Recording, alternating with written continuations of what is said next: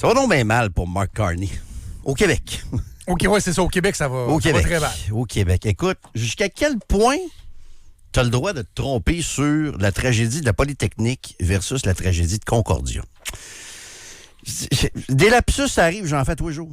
Tous les jours. Mais quelque chose d'aussi marquant que la tuerie de la Polytechnique. J'ai envie de dire que tu n'as pas le droit de te tromper. T'as pas le droit. Tu sais, le nom Polytechnique est directement associé à la tragédie. À la limite que quelqu'un oublie Concordia, même si on ne devrait pas oublier ça, parce que c'est arrivé 3 ans plus tard. Ouais. C'est quoi? 4 enseignants qui avaient été tués par Valérie Dawson Pécresse. aussi. Il y avait Dawson, puis tout ça. Mettons quelqu'un qui dit « Ah, Concordia, surtout si vous êtes plus jeune, je suis moins familier avec ça. » Mais Polytechnique, chaque année, on commémore ça. Tu peux pas... Puis, soyons honnêtes, là, le fait que Mark Carney a dit Nathalie Pronovo au lieu de Nathalie Provost en parlant d'une survivante de la Polytechnique, qui est une militante qu'on connaît au Québec puis qui se présente pour son propre parti, à la limite, se tromper dans son nom de famille. Tu as 343 candidats. Bon, à la limite, on aurait pu passer l'éponge. Mais en plus de parler de Concordia au lieu de Polytechnique, dans une séquence où tout le monde dit « Coudon, il connaît tout ça, le Québec. Il se soucie-tu du Québec? » Et que ça fait mal. Ça fait très mal. Qu'est-ce que ça veut dire, Kat? Non, j'allais dire, ça fait juste séance de repêchage dans la LNH, là, se tromper dans le nom du monde. Là. Ouais, on va l'entendre. C'est pas très professionnel. C'est vrai, non. You want des défenseurs de la justice sociale, comme Nathalie Pronovo à Montréal.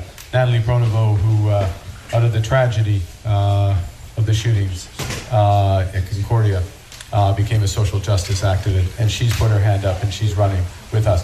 Il parle de plus en plus franglais, d'ailleurs, depuis le lancement de la campagne. Là, il mélange des phrases français, anglais. Je sais pas si c'est comme sa stratégie pour montrer qu'il est bilingue. Mais dites quoi en anglais, répète-le en français. Mais là, je trouve qu'il fait ça souvent. Là, j'aime pas ça.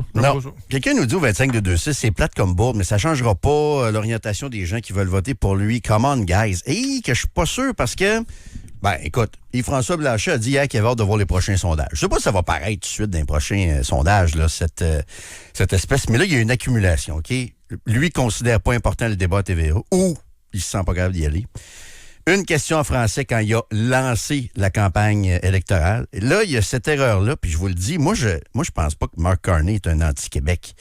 Mais il fait partie d'un groupe, puis ils sont nombreux, les Canadiens anglais, qui n'ont pas encore compris en 2025 qu'il y a 2 nations au Canada.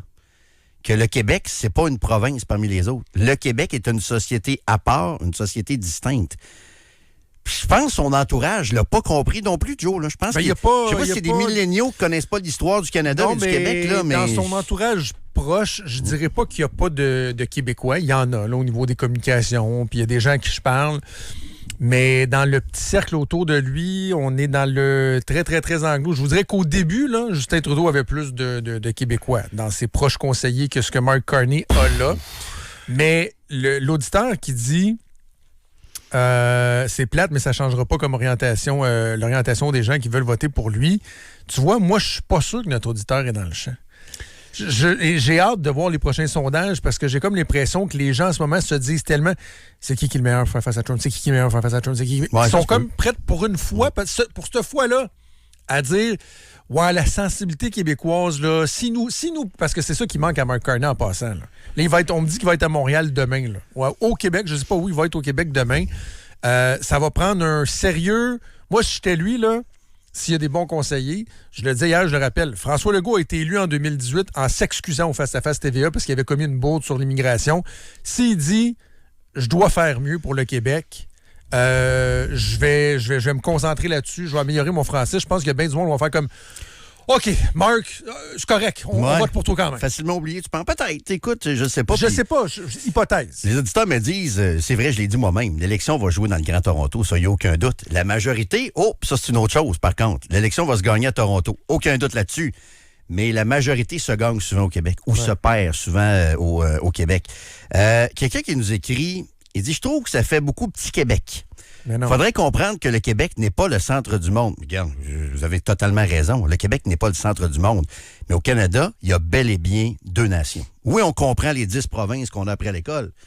Mais le Québec n'est pas une province parmi les autres. Non, Il mais n'y a de toute personne façon- qui va m'enlever ça de la tête. Il y a 2 réalités au Canada et un premier ministre doit tenir compte de 2 réalités, pas de 10 provinces. Absolument, mais j'ai même envie de te dire que si tu veux gouverner le Canada, il faut que tu sois sensible aux réalités de chacune des provinces. Parce que même si, oui, il y a une réalité propre au Québec, puis une réalité propre au reste du Canada, il y a quand même aussi des sensibilités différentes dans chaque Ah, ben, province. c'est sûr. Puis Ça s'ajoute, en fait. Ben, ça les 10 s'ajoute, mais provinces, si là. t'es. Ben, exactement. Sauf que, tu sais, faut que tu démontres un certain niveau d'intérêt pour chacune de tes provinces et d'autant plus pour la province particulière qu'est le Québec. C'est pas une question d'être nombriliste ou d'être de se penser le centre du monde, c'est de sentir que la personne qui va nous représenter dans le reste du monde a un certain niveau d'intérêt pour nos besoins. C'est juste normal là, de Au vouloir 25 se de faire 6, respecter un peu. Linda là. dit, connaissez-vous les attentats commis dans les autres provinces? Je trouve qu'on était bien nombrilistes. La réponse, Linda, c'est que non, je connais pas les attentats commis dans les autres provinces, mais je ne prétends pas, moi, connaître les autres provinces et être la meilleure personne pour diriger ça. l'ensemble des provinces. Puis, tu sais,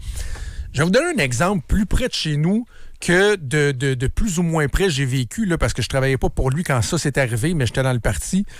En 98, là, tu te souviens, quand Jean Charest est débarqué au PLQ, il s'est fait battre par le Parti québécois.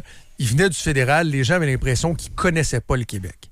Et sais-tu quoi? Je pense que Jean Charest pourrait dire aujourd'hui, je connaissais pas suffisamment le Québec. Et quand, entre 98 et 2003, il a fait quoi, Jean Charest?